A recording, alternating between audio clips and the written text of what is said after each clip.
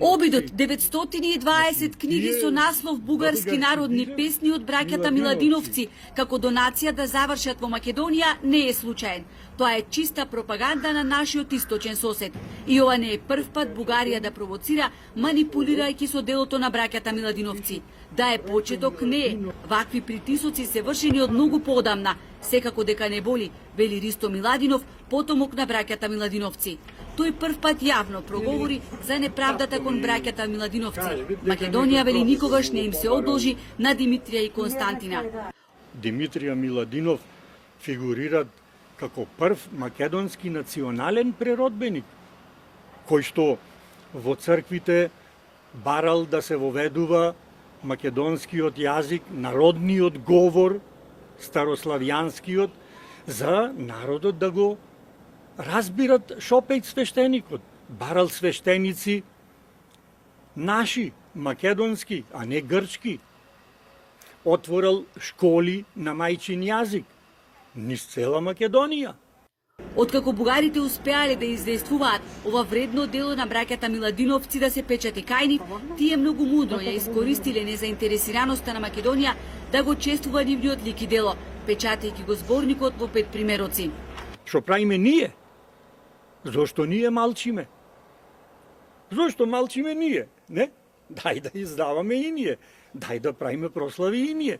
Да кажеме, се срамиме ние, да кажеме дека Миладиновци се од Струга. Се срамиме дека имат потомци во Струга. Да се фалиме требит, а не да ме бркет. Останавме на маргините. Ние дојдовме едно време на улица да продаваме весници со тезга. И никој не се опули за тоа. Што е страшно.